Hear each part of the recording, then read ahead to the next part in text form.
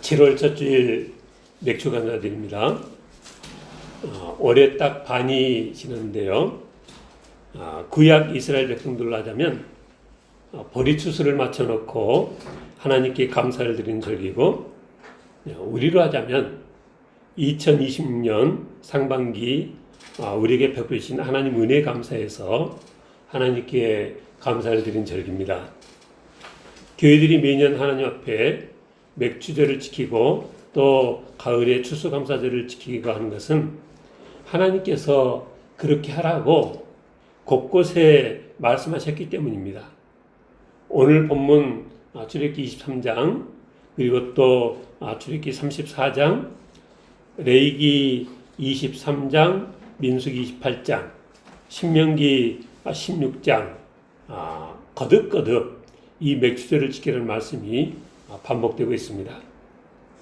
오늘 함께 교독한 본문을 제가 다시 한번 봉독하겠습니다. 너는 매년 3번 내게 절기를 지킬지니라. 너는 무교병의 절기를 지키라. 내가 내게 명령한 대로 아비벌에 정한 때에 이래 동안 무교병을 먹을지니 이는 그 달에 내가 애굽에서 나왔음이라 빈손으로 내 앞에 나오지 말지니라. 맥주절을 지키라. 이는 내가 수고하여 밭에 뿌린 것에 첫 열매를 거둠이니라. 수장절을 지키라. 이는 내가 수고하여 이룬 것을 연말에 밭에서부터 거두어 저장함이니라. 내 모든 남자는 매년 3번씩 주 여호와께 보일지니라. 나중에 십계명을 다시 하나님께서 돌판에 써주실 때 출애굽기 34장에 그러셨습니다. 너는 엿새 동안에 일하고 7째 날에는 쉴지니 밭갈 때나 거둘 때도 쉴지며 77절 곧 맥주의 초실절을 지키고 새말에는 수장절을 지키라.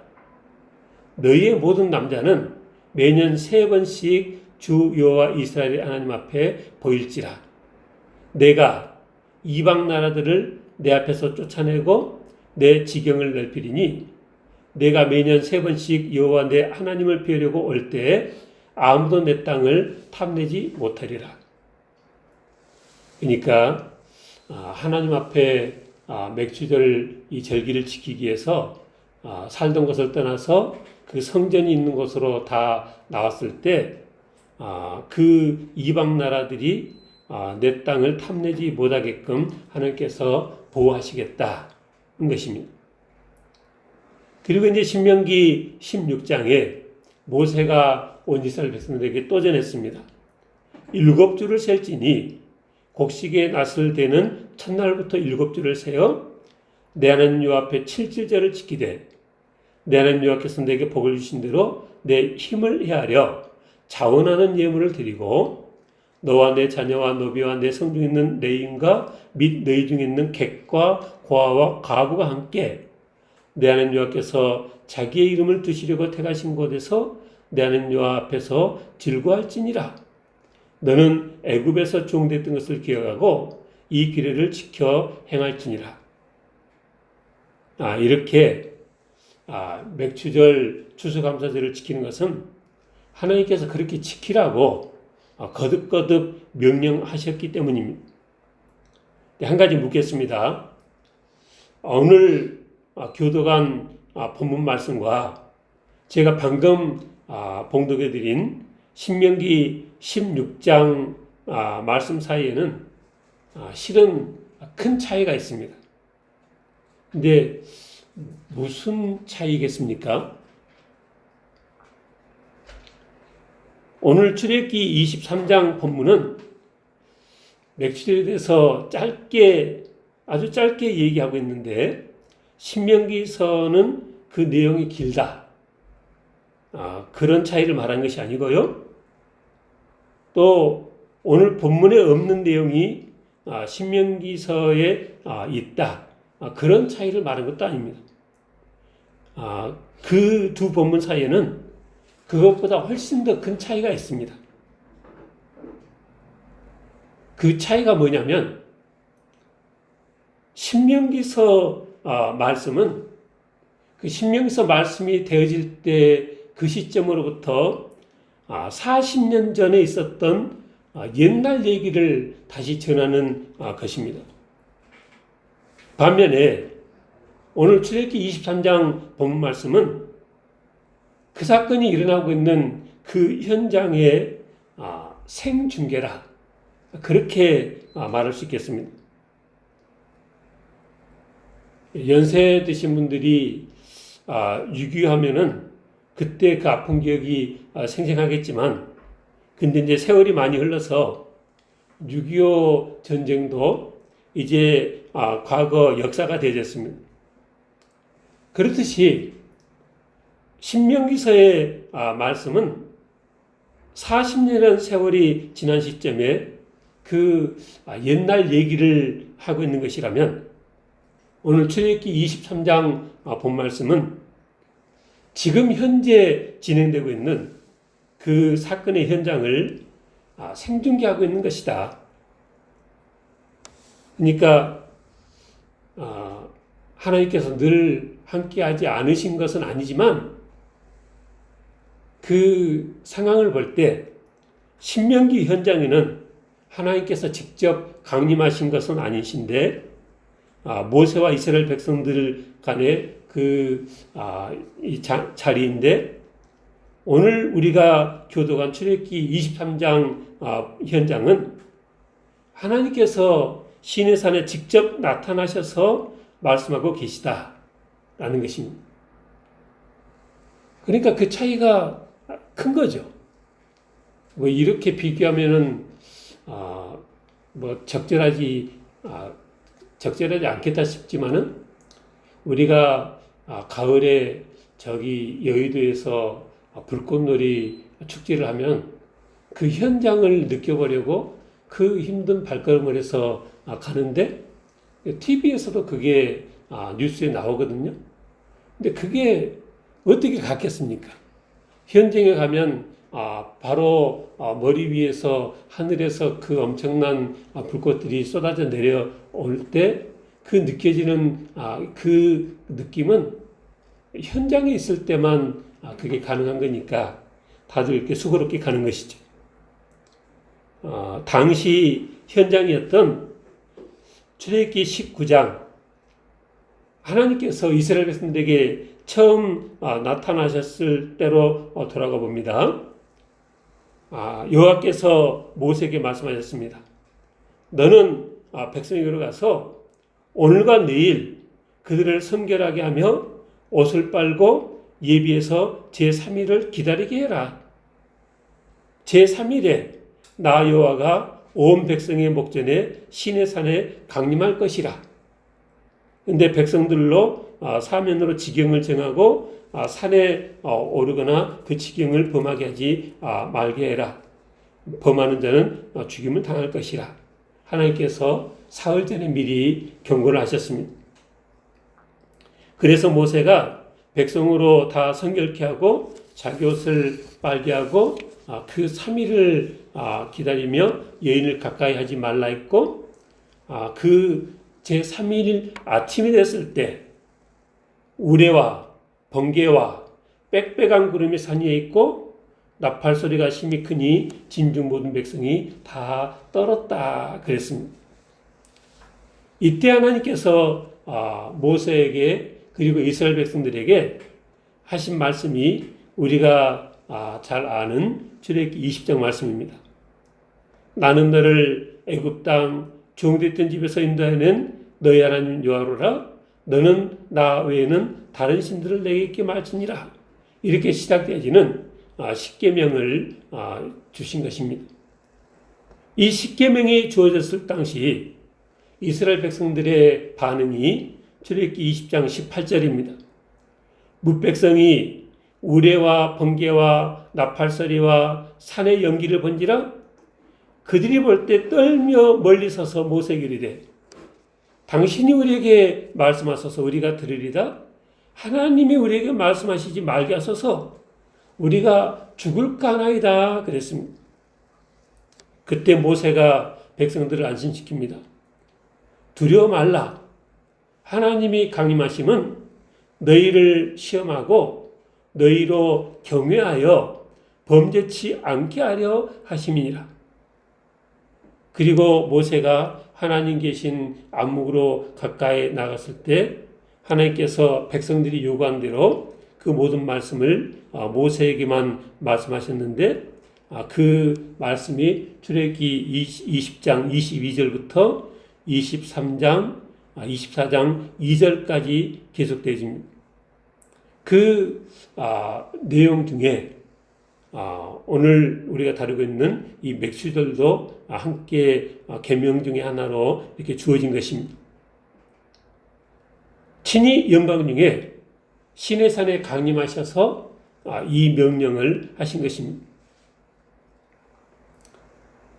하나님의 이 명령을 받아서 내려온 모세가 하나님의 이 모든 계명들을 이스라엘 백성들에게 전해줬을 때 이스라엘 백성들의 반응이 어땠느냐? 출애굽기 24장 3절을 보니까 모세가 와서 여호와의 모든 말씀과 그 모든 율례를 백성에게 고하매 그들이 한 소리로 응답하여 거르되 여호와의 명하신 모든 말씀 우리가 준행하리이다. 7절 언약서를 가져 백성에게 낭독하여 들림에 그들이 가로되 여호와의 모든 말씀을 우리가 준행하리이다. 아주 엄격하게 지켜 행하겠다는 것입니다. 모세를 통해 하나님의 계명을 전해드렸던 이스라엘 백성들의 마음과 그 각오가 어떤지를 우리가 알 수 있습니다. 2026년 맥주절을 지키는 우리에게도 그 당시 이스라엘 백성들이 하나님께서 모세를 통해서 전하셨던 너희는 1년에 3차례 이 절기를 지키라 했던 명령을 포함한 그 모든 하나님의 말씀에 그렇게 모든 것을 준행하겠다고 했던 것처럼 그런 마음이 우리 가운데 있어야겠다는 것입니다. 이 감사절을 지키기 위해서는 어떻게 하는 것이었습니까? 이스라엘 모든 남자들이 자기 처소를 떠나 하나님 앞에 나아가야 했습니다. 오늘 본문 17절 너희 모든 남자는 매년 3번씩 주 여호와께 보일지니라 라는 말씀의 의미가 그것입니다. 이스라엘 백성들이 자기 처소를 떠나 긴 여행 끝에 성전에 나와야만 비로소 그들의 감사한 마음을 알게 되는 하나님이 아니시죠. 그리고 그렇게 남자들이 하나님 앞에 나오는 것은 현실적으로 많은 위험을 감수하는 일이었습니다. 그래서 아까 제가 봉독해드린 것처럼 하나님께서 너희들이 이 절기들을 지키기 위해 너희 처소를 떠나올 경우 출애굽기 3장 24절 내가 매년 3번씩 여호와 너희 하나님께 보이러 올 때 아무 사람도 내 땅을 탐내어 엿보지 못하게 하기 위해서 열방을 내 앞에서 쫓아내고 내 지경을 넓혀주시겠다. 이렇게 약속하셨던 것입니다. 그리고 신명기 10장 10절 내 하나님 여호와께서 내게 복을 주신 대로 내 힘을 헤아려 자원하는 예물을 드리라. 이렇게 말씀하셨는데 그러니까 베풀어주신 하나님의 은혜에 말로만 감사하지 말고 물질로 그 감사한 마음을 표시하라는 것입니다. 사실 우리 하나님은 어떤 분이십니까? 이 온 우주 만물을 말씀으로 지으신 분이십니다. 학기 2장 8절에 보니까 은도 내 것이요 금도 내 것이라 하셨습니다. 이 세상의 모든 금은보와 모든 것들이 다 하나님의 것입니다. 그런 하나님께서 이스라엘 백성들에게 이렇게 감사절을 지킬 것을 요구하시는 것은 왜 그러셨겠습니까? 하나님께서는 우리로부터 감사와 영광을 받으시기 원하십니다. 많은 번거로움과 위험을 감수해 가면서라도 너희가 받은 복에 대해서 하나님께 감사해라. 말로만이 아니라 너희가 살아가는데 꼭 필요한 그 물질로 감사해라. 그거를 직접 보기 원하시는 하나님이시라는 것입니다. 죄로 물든 인간이라 평생을 감사 없이도 살아갈 수 있습니다. 오늘 본문에 보니까 맥주제를 지켜야 하는 이유가 무엇입니까? 맥주제를 지키라. 왜요? 이는 내가 수고하여 밭에 뿌린 것을 첫 열매를 거둠이니라. 그러니까 이런 말씀을 읽으면 감사하기 싫어하는 사람들은 아마 이렇게 말할 것입니다. 아니, 내가 수고해서 내 밭에 뿌린 것의 첫 열매를 내가 거뒀는데 왜 하나님께 감사하는 것이냐? 이렇게 얼마든지 말할 수 있을 것입니다. 근데 한 번 더 생각해 보면 어느 것 하나 하나님께 감사드리지 않아도 되는 것이라고는 없는 것입니다. 사실 우리는 내 밭이라고 쉽게 말하지만 그게 언제부터 내 밭이었겠습니까? 내가 사는 동안, 내가 농사 짓는 동안 잠시 사용하는 것이고, 내가 죽어 세상을 떠나면 이름 모를 우리 후손들이 사용할 논밭입니다. 내가 밭에 씨앗을 뿌리는 수고를 하는 것도 하나님께서 우리에게 그런 밭과 씨앗을 주셨기 때문에 가능한 일입니다. 그리고 아무리 수고를 해서 밭에 씨앗을 뿌려도 그 씨앗에 그런 자라는 생명력이 없고 또 흙에는 씨앗을 자라게 하는 그런 영양분이 없었다면 우리가 아무리 많은 수고를 한들 무슨 이 소용이 있었겠습니까? 그리고 그런 수고를 할 수 있는 건강도 결국은 하나님께서 주신 것입니다. 얼마든지 날씨가 나빠서 농사를 망칠 수 있는 것인데 하나님께서 적당한 햇볕과 비를 주셔서 열매를 거둘 수 있게 된 것입니다. 그래서 우리는 하나님께서 시내산에서 모세에게 말씀하신 대로 우리가 수고하여 밭에 뿌린 것에 첫 열매를 거둔 것에 대해서 하나님께 감사를 드려야 하는 것입니다. 오늘로 말하자면 2020년 상반기 그런대로 우리 가정이 믿음 가운데 건강하게 지낼 수 있었던 것이 하나님의 은혜인 줄 알고 감사해야 하는 것입니다. 얼마든지 더 많이 아팠을 수 있는데 얼마든지 가족 중에 더 큰 사고를 당할 수도 있었는데 이만큼 평안을 썼던 것이 하나님의 은혜인 줄 알고 하나님께 감사를 드려야 하는 것입니다. 얼마든지 사업이 더 힘들 수 있고 얼마든지 자녀들이 우리를 더 힘들게 할 수도 있었는데 이만큼 편을 썼던 것이 하나님의 은혜인 줄 알고 하나님께 감사를 드려야 하는 것입니다. 옛날에 어느 예화집에 보니까 일본의 데레사 수녀라고 불리는 다마키라는 여인의 이야기가 있었습니다. 평생을 한센시병 환자를 돌보는데 요양원을 세우고 그 피고름 나는 환자들의 피부를 치료하다가 자기도 한센시병이 걸렸고 그러다 보니까 눈썹까지 다 빠졌답니다. 근데 그렇게 눈썹이 빠지고 나니까 그때서야 여기 이렇게 눈썹이 있는 것도 참 감사한 일이었구나 그렇게 느껴졌답니다. 눈썹이 왜 감사하죠? 근데 이렇게 눈썹이 빠지고 나니까 그 다마키라는 그 여인이 자꾸 먼지가 눈에 들어가서 이게 눈썹이 빠져서 그렇구나 라는 것을 그제서 깨닫게 됐다는 것입니다. 그러니까 뭐를 잃어봐야 그제서 그게 얼마나 감사한 일을 깨닫는 것입니다. 그래서 다마키라는 여인은 하나님께서 내게 병을 주어서 여러 가지 감사 제목을 알게 하셔서 감사하다. 그렇게 간증을 했답니다. 우리가 잘 아는 이야기인데 손양호 목사님은 여순반란 사건 때 공산당에게 두 아들 동인이를 잃고 무려 9가지나 이유를 들어서 하나님께 감사를 했답니다.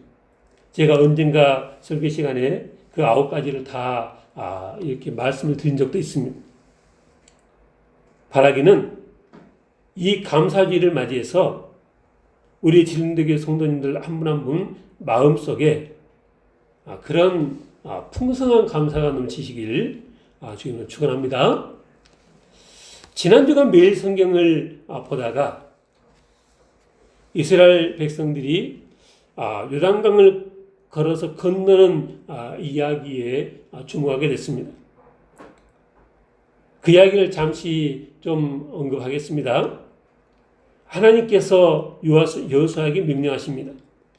여호수아 3장 8절 너는 언약궤를 맨 제사장들에게 명령하여 이르기를 너희가 요단 물가에 이르거든 요단에 들어서라 하라.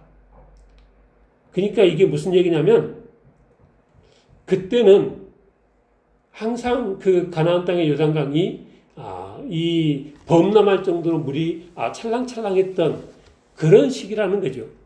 그러니까 사람이 본능적으로 요단강에 이르러서 발을 내디딜 수가 없는 거죠. 그런데 하나님께서 여호수아에게 명령하시기를 언약궤를 맨 제사장들에게 그 요단강 물가에 이르면 요단에 들어서라고 해라. 이렇게 명령하셨습니다. 좀 내려가서 여호수아 3장 14절 백성이 요단을 건너려고 자기들의 장막을 떠날 때에 제사장들은 언약궤를 메고 백성 앞에서 나아가니라. 요단이 곡식 거두는 시기에는 항상 언덕에 넘치더라. 궤를 맨 자들이 요단에 이르며 궤를 맨 제사장들의 발이 물가에 잠기자 하나님의 말씀대로 그들이 요단강 물에 발을 담궜다는 것입니다. 그렇게 그들의 발이 물에 잠기자 16절 곧 위에서부터 흘러내던 물이 그쳐서 사르단에 가까운 매우 멀리 있는 아담 성읍 변두리에 일어나 한 곳에 쌓이고 아라바의 바다 여메로 향하여 흘러가는 물은 온전히 끊어지며 백성이 여리고 앞으로 바로 건널세 여호와의 언약궤를 맨 제사장들은 요단 가운데 마른 땅에 굳게 섰고 모든 백성이 요단을 건너기를 마칠 때까지 모든 이스라엘은 그 마른 땅으로 건넜더라. 그러니까 언약궤를 맨 제사장들이 제일 먼저 찰랑찰랑한 그 요단강을 들어가기 시작했고 그래서 이 강물이 멈춰서고 마른 땅에 나왔을 때 그 요단강 한 중간에 제사장 언약궤를 맨 제사장들이 거기에 버티고 서 있고 그 사이에 백성들은 건너가고 그렇게 일이 진행되는 것입니다.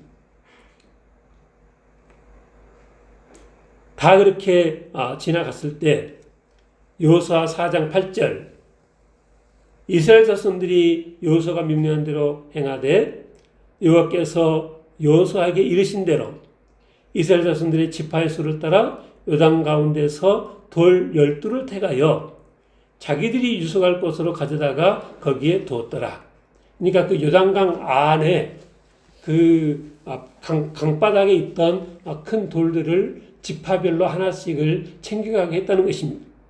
그리고 9절에 여호수아가 또 요단 가운데 곧 언약궤를 맨 제사장들의 발이 선 곳에 돌 12를 세웠더니 오늘까지 거기에 있더라. 이거는 요단강 이 안에 제사장이 있는 그 자리에다가 또 돌 12를 세웠다는 것입니다. 그리고 15절에 그러니까 사람의 마음이 그 강물이 언제 다시 넘칠지 모르는 상황이니까 속히 빠져나가고 싶은데 이스라엘 백성들은 다 건너갔는데 하나님이 돌 12를 챙겨다가 가지고 가라고 또 돌 12를 가져와서 제사장들 쪽에다 쌓으라고 그래서 이제 그 일까지 다 했을 때 여호와께서 여호수아에게 말씀해 이르시되 증거기를 맨 제사장들에게 명령하여 요단에서 올라오게 하라 하신지라. 여호수아가 제사장들에게 명령하여 이르기를 요단에서 올라오라 하매 여호와의 언약궤를 맨 제사장들이 요단 가운데서 나왔다 그랬습니다. 그러니까 제사장들이 하나님께서 나오라고 하실 때까지 그래서 여호수아가 제사장들에게 명령해서 요단강에서 올라라고 할 때까지는 꿈쩍 못하고 거기에 서 있었다는 거죠. 그래서 그들이 그 명령대로 요단에서 나오며 그 발바닥으로 육지를 밟는 동시에 4장 18절 요단물이 번 곳으로 도로 흘러서 전과 같이 언덕에 넘쳤더라 그랬습니다. 근데 이 이야기를 다시 읽으면서 제게 와닿았던 말씀은 그 중간에 나오는 여호수아 4장 14절 말씀입니다. 그날에 여호와께서 모든 이스라엘의 목전에서 여호수아를 크게 하시매 그가 생존한 날 동안에 백성이 그를 두려워하기를 모세를 두려워하던 것 같이 하였더라. 이 말씀입니다. 하나님께서는 이스라엘 백성들이 하나님의 종들을 따르는데 이 말씀들을 보니까 두려움 가운데 따르도록 하셨다는 것입니다. 이 두려움이 우리로 죄에서 멀어지게 하고 이 두려움이 우리로 불순종에서 멀어지게 한다는 것입니다. 이렇게 하나님의 종들까지도 두려움으로 따르게 하신 하나님이시기에 하나님께서는 이스라엘 백성들이 당신을 섬길 때도 그런 두려움 가운데 섬기기를 바라셨고 그게 성경에서는 계속 경외라는 말로 나오고 있습니다. 창세기 22장에 아브라함이 독자 이삭을 칼로 베려고 할 때 하나님께서 22장 12절에 그 아이에게 내 손을 대지 말라. 그에게 아무 일도 하지 말라. 네가 네 아들 네 독자까지도 내게 아끼지 아니했으니 내가 이제야 내가 하나님을 경외하는 줄을 아노라. 하나님께서 아브라함이 경외한 줄을 알겠다 그렇게 말씀했습니다. 야곱이 외삼촌 라반에게 하는 말이 우리 아버지 하나님 아브라함의 하나님 곧 이삭이 경외하는 이가 나와 함께 계시지 아니했더라면 외삼촌께서 이제 나를 빈손으로 돌려보냈으리라마는 하나님이 내 고난과 내 손의 수고를 보시고 어젯밤에 외삼촌을 책망하셨나이다. 그러니까 야곱이 아는 야곱의 아버지 이삭, 야곱의 할아버지 아브라함은 하나님을 어떻게 섬겼느냐? 하나님을 경외하며 섬겼다는 것입니다. 히브리 산파들도 하나님을 경외하였으므로 하나님이 그들의 집안을 흥왕하게 했다 그랬습니다.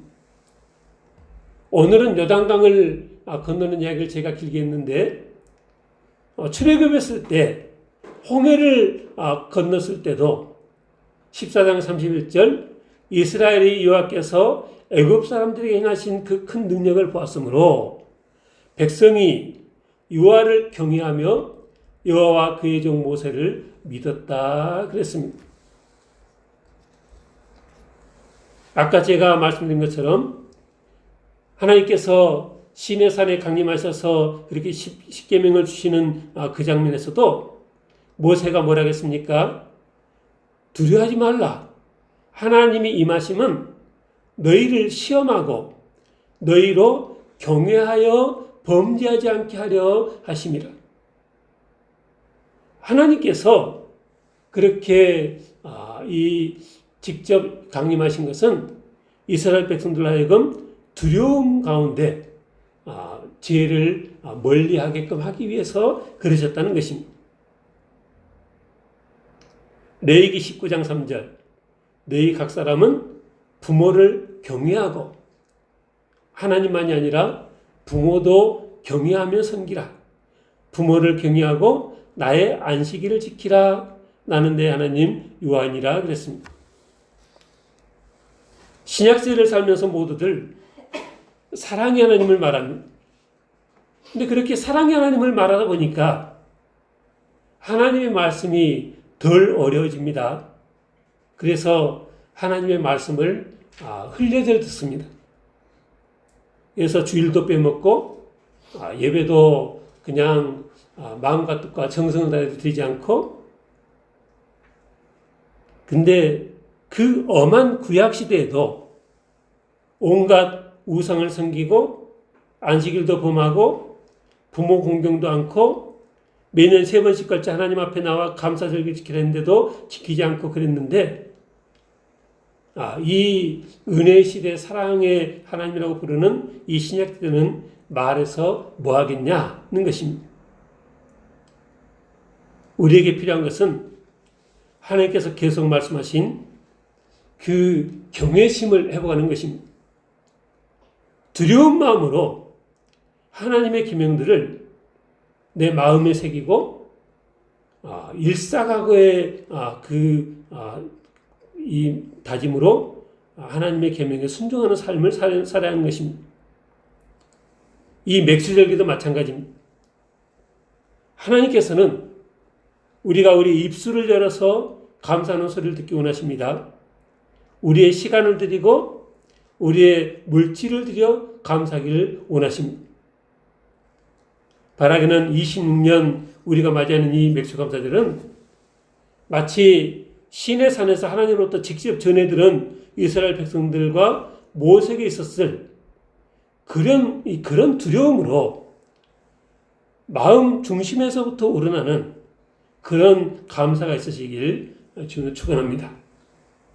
하나님께서 우리에게 베푸신 은혜가 얼마나 큰가 다시 한번 깊이 생각하고 우리의 시간을 들여 우리의 물질을 들여 하나님께 감사한 마음을 표현하며 살아가는 우리 모두가 다 되길 주님으로 축원합니다. 기도하겠습니다.